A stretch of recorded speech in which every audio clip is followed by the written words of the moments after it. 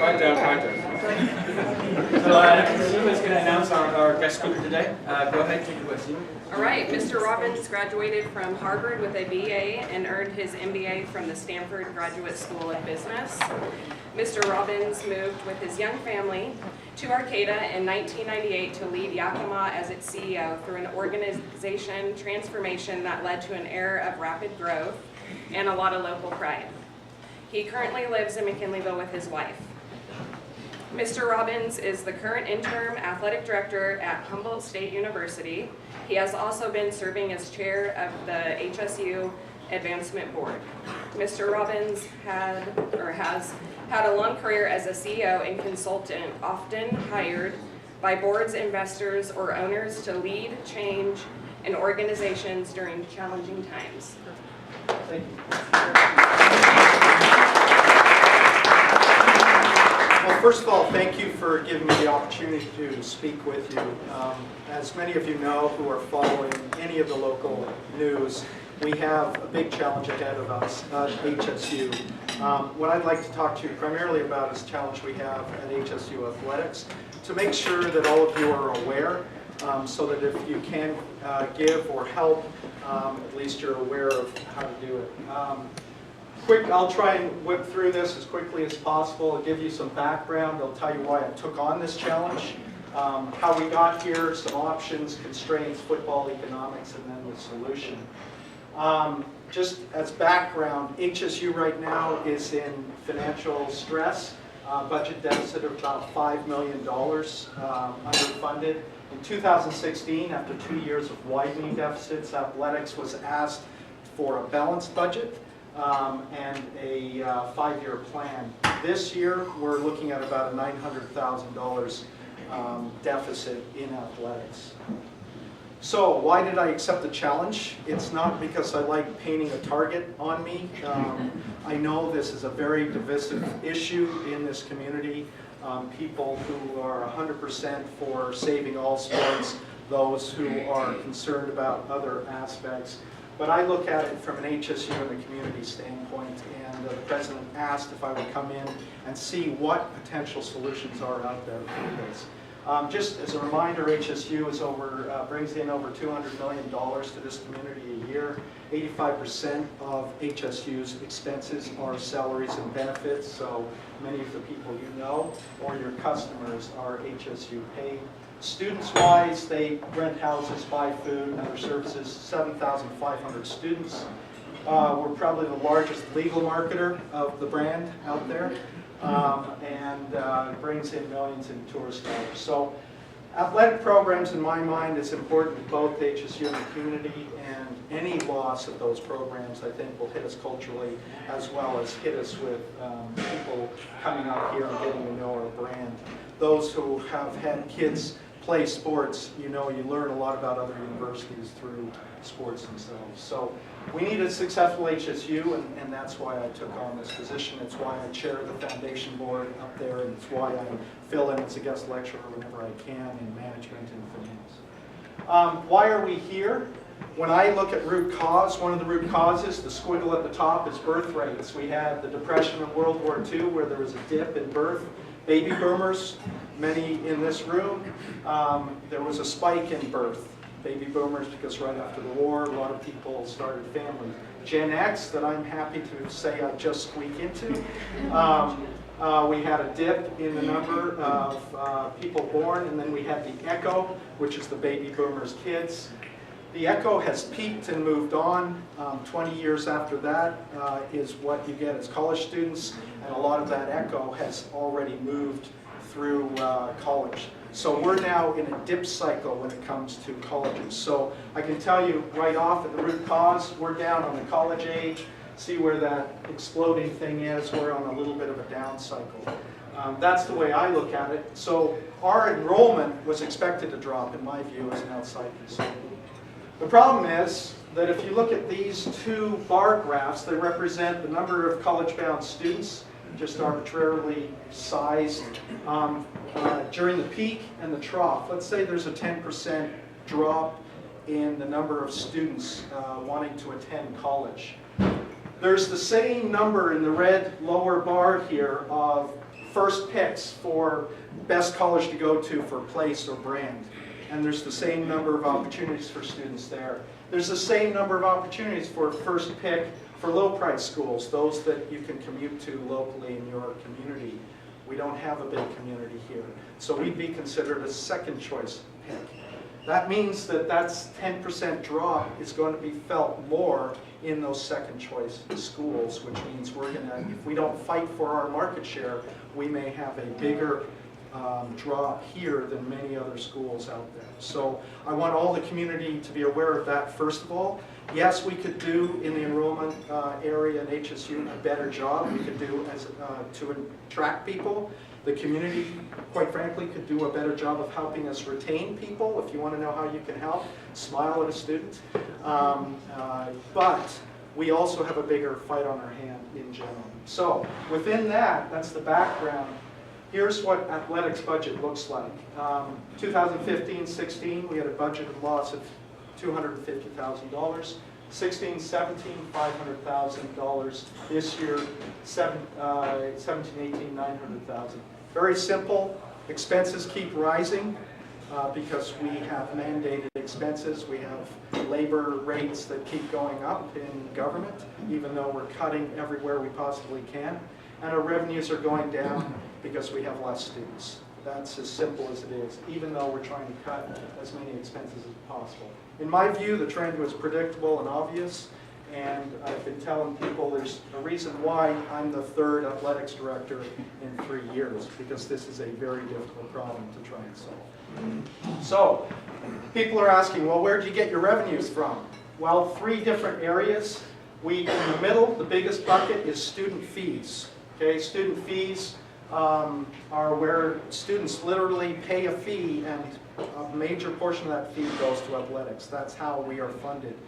That was changed in 2007, 2008 during the Great Recession. Roland Richmond and the athletic department managed to pull off a scenario where we used to be funded a little bit of student fees and a lot of general funds. General funds are what is used to pay for all the academic programs out there.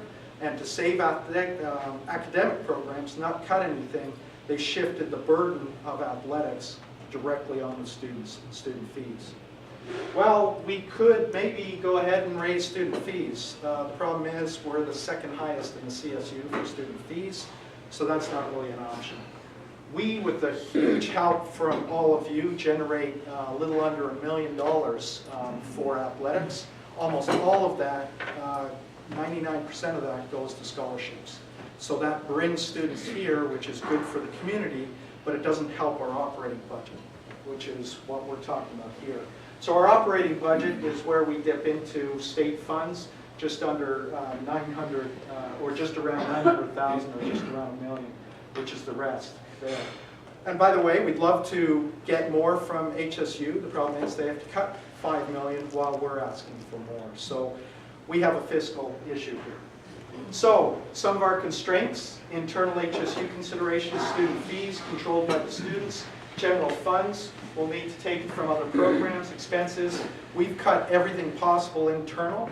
We're now at the point where, with all of the compliance issues we're mandated to do, we have very few staff, and if we cut anybody else, it'll be difficult for us to stay compliant, which means we put the entire program at risk. External demands: the CSU has a mandate that graduation rates improve, so we are spending more and more money in athletics and making sure our students graduate on a timely basis. NC2A Division II requires 10 sports, 5 men or 5 women, or 6 women, 4 men. Title IX, we have to match student population to the number of people participating, and the scholarships and the expenses. We're at 45 women, 55 men right now. The trend is going to 40% men, 60% women. That's where the rest of the CSU is. So we have a lot of constraints to think about. The CCAA, which is our primary conference, requires 10 sports. Those 10 sports that we get to choose from don't include football or crew. We have 12 sports. Those are the 2 that sit outside of the 10 we need to be in to stay within the CC2A and stay in Division 2. So, let's cut the number of games. That's a way to reduce our cost. We are mandated to stay in these conferences and stay Division 2 to have a certain number of games. So we have a lot of constraints, a lot of politics, a lot of issues we're trying to deal with. So it's quite complex. Debunking a myth. As much as I want to save every program, football is the most exposed, which is not a great thing for many in this community to hear because it's such a rallying point for this community and a wonderful place for us to come together. But it does not make money for us. It actually loses money. Every sport in the D2 world loses money. Every athletic program in D2 loses money. NC2A makes all of its money probably in the top 50 sports. Every other organization in college sports loses money. So, economics of football, the net cost is $1 million. We bring in about $400,000. Most of that goes to scholarships. We have about $1.4 million in expenses. So, the only solution I could come up with after having looked at this for quite a while is to raise $1 million to cover our net deficit. I've managed to work out, at least on campus, a match, if we can match with the community. I need to test this though, because I don't want anybody to commit $1 until we see if there's an appetite to donate. That wouldn't be fair to anyone, because when you're donating to a 501(c), it's very hard to get that money back out. So that's why we're going with a pledge campaign first, see what the appetite is in the community. 350,000 in pledges by October 9th. That's really our test. And then we go and qualify those pledges, make sure that the politics on campus work. We have all full support from President Rossbacher. But once we get there, hopefully we get there, we can then go on to raise convert those into cash and hopefully get to our 500,000 and keep all of our programs, which HSU would be looking to match. We are looking for the final decision, I call it mid-November. I asked the coach, he'd like whatever pro or con decision to be after the football season. Hopefully we'll go longer than usual, so that's why we say mid-November. Maybe it'll take us a little longer, hopefully, than that. But we start recruiting right after Thanksgiving. So if we have the program, we have to recruit. If we don't have the program, I'm committed to finding these kids a place to play football and be able to free them up legally. Right now, the way this thing works, they can't even talk to another school until we release them. So we have to think about them as well. That's why we're on such a tight time crunch. Next thing I hear is, well, why the hell the rush? Well, I volunteered for this position because no one else would take it. I was asked, would you please? I said, if it's your only shot, I'll take it on.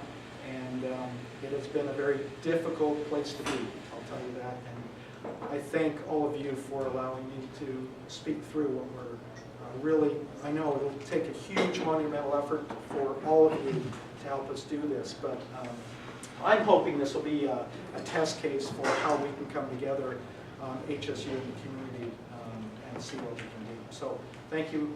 With that, I'll take any questions. Is this, you have to repeat this next year?